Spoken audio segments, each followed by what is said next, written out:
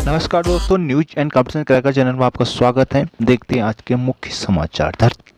भर्ती घपले के एक एक आरोपी को गिरफ्तार करेंगे मुख्यमंत्री धामी जी। यूपीएससी पेपर लीक घपले में मुख्यमंत्री पुष्कर सिंह धामी ने कहा कि भ्रष्टाचार किसी भी कीमत पर बर्दाश्त नहीं किया जाएगा। सरकार की नीति और नीयत बिल्कुल साफ है। कोई भी किसी के भी कितने भी लंबे हाथों बख्शा नहीं जाएगा। जब तक एक एक आरोपी नहीं पकड़ा जाता तब तक कार्रवाई जारी रहेगी। मुख्यमंत्री ने मीडिया से बातचीत में दो टूक कहा कि भ्रष्टाचार किसी भी क्षेत्र में स्वीकार्य नहीं है। सरकार इस प्रकरण पर बेहद गंभीर है। इसमें शामिल एक एक व्यक्ति को पकड़ा जाएगा। एक सवाल के जवाब में धामी जी ने कहा कि सरकार भर्तियों की तैयारी कर रही नौजवानों की चिंताओं को भी गंभीरता से महसूस कर रही है। कोशिश की जाएगी अभ्यर्थियों का समय जाया न हो, परीक्षा समय पर कराए जाने का प्रयास किया जाएगा। बकौल मुख्यमंत्री परीक्षार्थियों का अहित नहीं होने दीजिएगा। भले ही परीक्षा के लिए किसी दूसरी एजेंसी की सहायता लेनी पड़े तो सरकार मदद लेगी।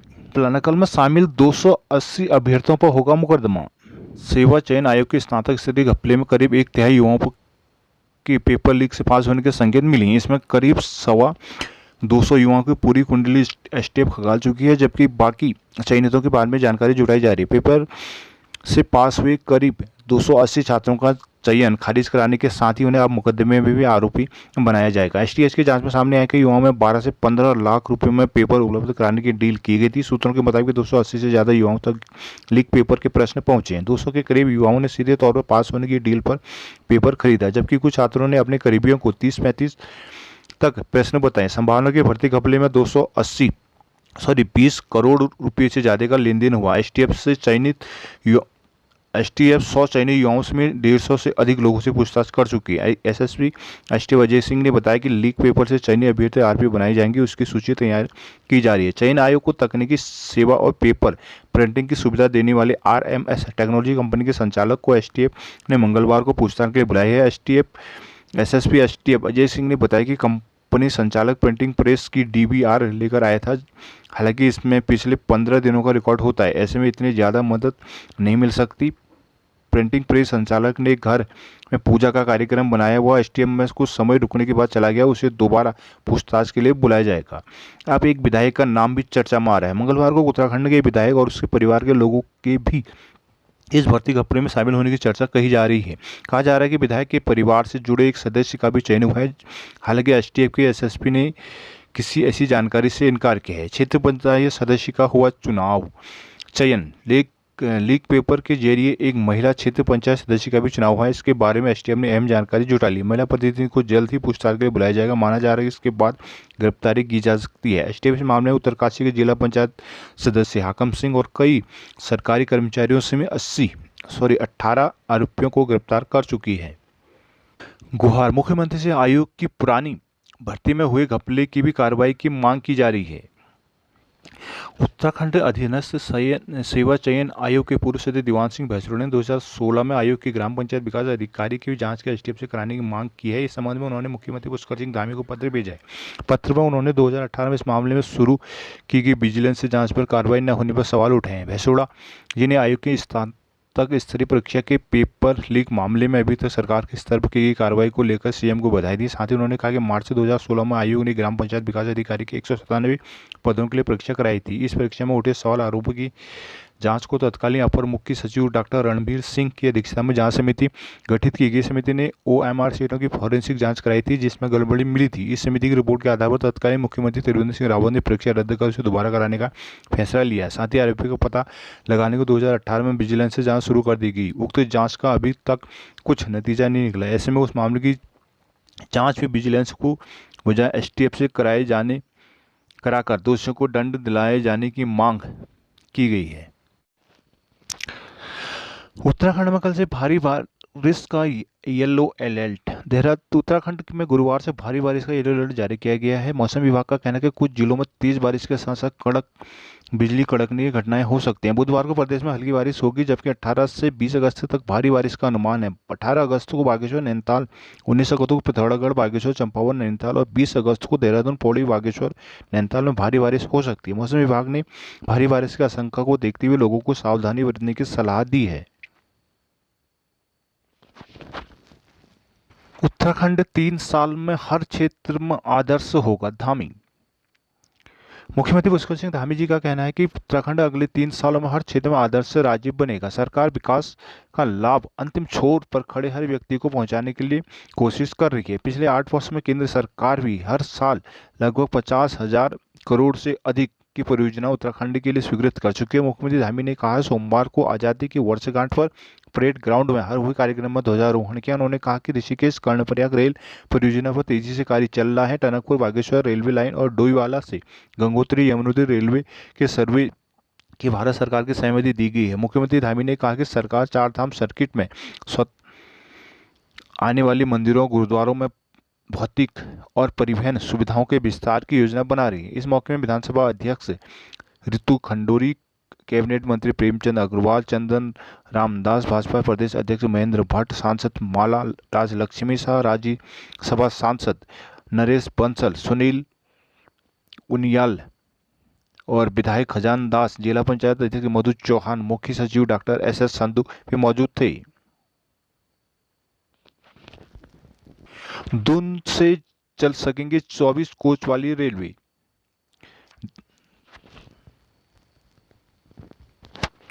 दून से चल सकेंगे 24 कोच वाली रेल। देहरादून में 24 कोच की रेल लंबी रेल के चलाने का रास्ता साफ होने जा रहा है। देहरादून में हरिद्वार के बीच 4 स्टेशनों पर आधुनिक लूप लाइन तैयार की जा रही है। इनकी सहायता मदद से यहाँ 24 कोच वाली रेल लाइनों की रुकने की व्यवस्था होगी, यानी रेलों को चलाने भी आसान हो जाएगा। मंगलवार को सचिवालय में परिवहन सचिव अरविंद सिंह हयांकी की अध्यक्षता में रेलवे, वाइल्ड लाइफ बोर्ड और भारतीय वन्य जीव संस्थान के अधिकारियों से रेल सेवाओं के विस्तार पर चर्चा की गई। कुछ समय पहले सीएम पुष्कर सिंह धामी ने रेल मंत्रालय से राज्य में रेल सेवा के विस्तार और नई ट्रेनें शुरू करने के लिए अनुरोध किया था। यह बैठक इसी के क्रम में थी। परिवहन सचिव हयांकी ने बताया कि वर्तमान में देहरादून स्टेशन की क्षमता बड़ी रेलवे के लिए स्तर की नहीं है। परीक्षा नियंत्रक के बनाए केंद्र स्कूल सचिव ने हटाए। विवादों सुर्खी में रहने वाले आयुर्वेदिक विश्वविद्यालय के अफसरों में समन्वय नहीं है। बीएमएस छात्रों की पूरक परीक्षाओं के लिए परीक्षा नियंत्रक डॉक्टर अनूप कुमार गक्खड़ ने 16 संस्थानों के लिए 10 परीक्षा केंद्र बनाए थे, लेकिन कुल सचिव डॉक्टर राजेश कुमार अदाना ने कुछ केंद्रों को हटाकर 6 केंद्र कर दिए। इसे शासन और आयुर्वेद विश्वविद्यालय में विवाद से जोड़कर देखा जा रहा है। इसको लेकर छात्रों में असमंजस पैदा हो गया। दरअसल आयुर्वेद विश्वविद्यालय के तीनों परिसरों के साथ निजी संस्थानों में बीएमएस प्रथम, द्वितीय और तृतीय वर्ष की पूर्व परीक्षाएं 17 अगस्त से 5 सितंबर तक होनी है। परीक्षा नियंत्रक के बनाए ने कुछ केंद्र बनाए, जबकि परीक्षा कुल सचिव ने उनको हटवा दिया। कुल सचिव राजेंद्र सिंह अदाना का कहना है कि पूरे परीक्षाओं में कम छात्र छात्राएं शामिल हो रही हैं, इसलिए ज़्यादा परीक्षा केंद्र बनाए जाना उचित नहीं है, क्योंकि इन परीक्षाओं के लिए विश्वविद्यालय प्रबंधन को पूरा तंत्र लगाना पड़ता है, इसलिए ये क्षेत्र कम बनाए गए हैं। वैसे विवाद की कोई स्थिति नहीं है। वहीं अनूप गक्खड़ परीक्षा नियंत्रक का कहना है कि परीक्षाओं का काम पूरी पारदर्शिता किया जा रहा है। परीक्षा केंद्रों के कुल सचिव ने समन्वय बनाकर ही काम कम किया है। विवादों जैसी ऐसी कोई बात नहीं, छात्रों की संख्या कम होने के चलते ऐसे किया गया है। हरिद्वार की पंचायत में ओबीसी आरक्षण घटाने की सिफारिश। हरिद्वार जिला पंचायत चुनाव को लेकर ओबीसी के आरक्षण सीटों की रिपोर्ट जस्टिस बीएस वर्मा आयोग ने सीएम को सौंप दी है। मंगलवार को सौंपी गई रिपोर्ट में ओबीसी के पद कम करने की सिफारिश की गई है। सीएम कैंप कार्यालय में स्थित ब्रह्मा सिंह वर्मा ने सीएम पुष्कर सिंह धामी को रिपोर्ट सौंपी। इस मौके पंचायती राज मंत्री सतपाल महाराज, सचिव पंचायती राज नीतीश झा, निर्देशक पंचायती राज बंशीधर तिवाड़ी, अपर सचिव ओंकार सिंह मौजूद थे। आयोग ने रिपोर्ट में हरिद्वार जिले की पंचायत चुनाव को लेकर अपनी संशोधन की है। आयोग की अंतिम रिपोर्ट में हरिद्वार में ओबीसी के कुल आरक्षित सीटें 171 हैं। प्रधान पदों के सापेक्ष आयोग ने कुल 69 पदों की संशोधन की है। ओबीसी के आरक्षित कुल 3 प्रमुख पदों के सापेक्ष आयोग ने कुल 1 पद की संशोधन की है। ट्रिपल टेस्ट की प्रक्रिया राज्य के अन्य 12 जिलों में पूरी न होने के कारण हरिद्वार में अध्यक्ष जिला पंचायत पद के आरक्षण के संबंध में आयोग ने कोई संशोधन नहीं किए। वर्तमान हरिद्वार में ओबीसी के कुल 362 ग्राम पंचायत सदस्य वार्ड आरक्षित हैं। कुल ग्राम पंचायत में अनुसूचित जनजाति, अनुसूचित जातियों ओबीसी का आरक्षण 50% की सीमा से अधिक पाया गया। इस कारण आयोग ने ओबीसी के कुल 281 सदस्य आरक्षित किए जाने की संशोधन की है, जो कि 14% से अधिक नहीं है। SC, ST और ओबीसी समग्र आरक्षण अनुपात अधिकतम 50% की सीमा के तहत है। हरिद्वार में ओबीसी के आरक्षित कुल 27 क्षेत्र पंचायत सदस्य के हिसाब से आयोग ने कुल 27 सदस्य आरक्षित किए जाने की संशोधित की है, जो कि 14% से अधिक नहीं है।